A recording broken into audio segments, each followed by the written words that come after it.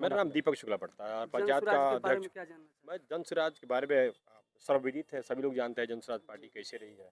यह पार्टी की जो योजना है, सबसे पहले शराबबंदी पर इन्होंने चर्चा करी है। 20,000 करोड़ रुपया मेरे बिहार का प्रत्येक वर्ष घाटा में जा रहा है और शराब दिखती कहीं नहीं है, मिलती हर जगह है। और इन्होंने शिक्षा पर बात करी है, इन्होंने स्वास्थ्य पे बात करी है, इन्होंने भ्रष्टाचार पे बात करी है कि हम जब आएंगे तो भ्रष्टाचार मुक्त मेरा बिहार होगा, मेरे सपनों का बिहार होगा, ये मेरा बिहार ऐसा बिहार होगा जो प्लान मुक्त होगा। 12,000 के लिए 10,000 के लिए जो युवा बाहर जाते हैं, तो उसके लिए उन्होंने अपनी व्यवस्था करी है और कहा कि हम जैसे मेरी सरकार सत्ता में आती है, हम 12,000 14,000 की व्यवस्था अपने गाँव में, अपने क्षेत्र में ही करेंगे इस बच्चों को। यह बात उन्होंने करी है। जो अभी सरकार में है, उन पर क्या कहना चाहेंगे आप? सरकार लोग निकम्मी सरकार है और नीतीश काका जो है कभी इस पुल पर, कभी इस डाली पर, कभी इस डाली पर बैठते रहते हैं और इस समय मानसिक रूप से पूर्णतः पंगु हो गए हैं। कभी उनका दिमाग, शारीरिक हालत वो ऐसी नहीं रही है जो पहले हुआ करती थी। पहले का जो 2005 का जो नीतीश था वो उसमें कुछ चार्जेबल नीतीश था, लेकिन अब का जो नीतीश है वो पूर्णतः पंगु हो गया है, मानसिक रूप से अपाहिज हो गया है और बिहार की जनता चाहती है कि मेरा बिहार बदले। मेरे और यह इसके लिए सबसे बड़े जिम्मेवार यह नीतीश जी हैं और यह मोदी जी हैं। क्या नाम हुआ आपका? आदित्य मिश्रा मेरा नाम है। जनसुराज पार्टी के बारे में क्या जानते हैं, जो 243 सीटों पर आगामी विधानसभा चुनाव में लड़ रही है चुनाव? जनसुराज पार्टी के बारे में क्या कहना चाहेंगे? बिहार की एक उम्मीद बन के आई है जनसुराज पार्टी।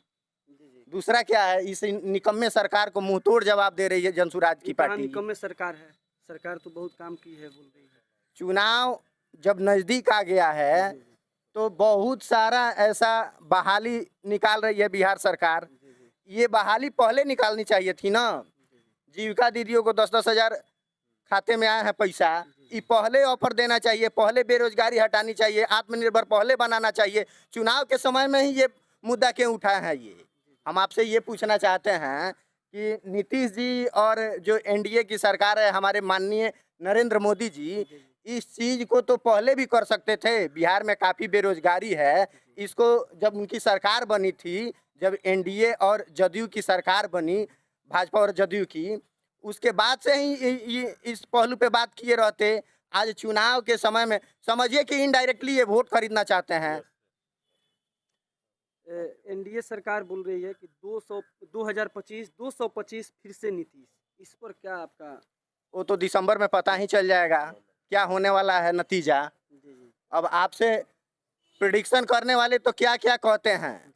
मान लीजिए कि जो भाजपा के प्रवक्ता होंगे वो अपनी सरकार बनाने की बात कर रहे हैं, जो जदयू के हैं वो अपनी सरकार बनाने की बात कर रहे हैं, और यहाँ पे हमारे जो तेजस्वी जी हैं वो पहले ही स्टेटमेंट दे चुके हैं कि अगला सीएम तेजस्वी यादव बनने जा रहा है।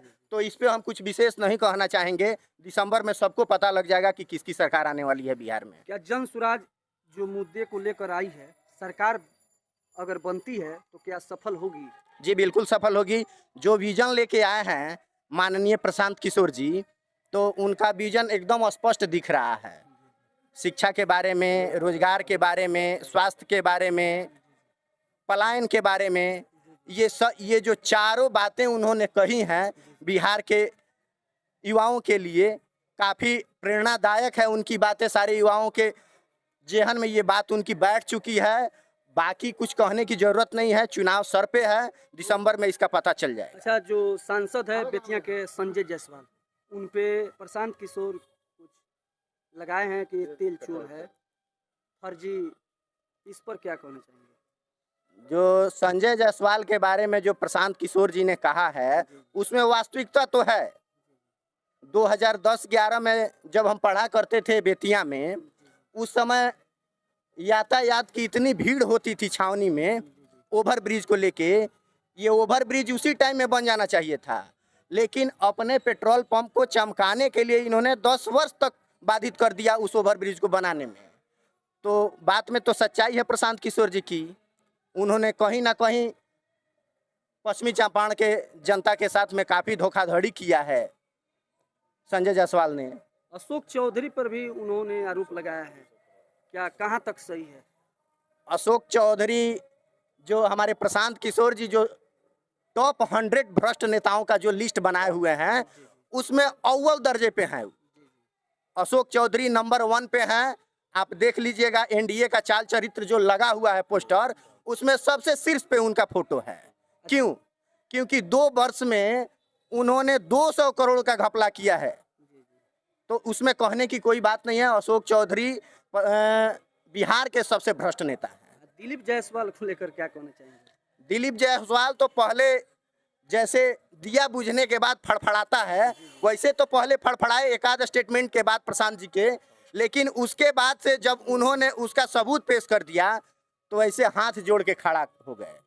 तो अब जब वो आत्मसमर्पण कर दिए तो प्रशांत जी उनके बारे में बोलना ही बंद कर दिए। बता दें कि जन स्वराज के नेता कुछ थे हमारे साथ और कार्यकर्ता थे जो कि कह रहे हैं कि दिसंबर माह से नया सरकार और नया बिहार का बदलाव होगा। दिसंबर माह से एनडीए का सफाया है और प्रशांत किशोर का नया सरकार बनेगा और प्रशांत किशोर जो मुद्दे को लेकर आए हैं उस पर काम करने का प्रयास करेंगे और अच्छा से काम करेंगे कि बिहार का अच्छा बदलाव हो। तो इस वीडियो को लेकर आपका राय क्या रहेगा, इसमें अपना राय जरूर दें।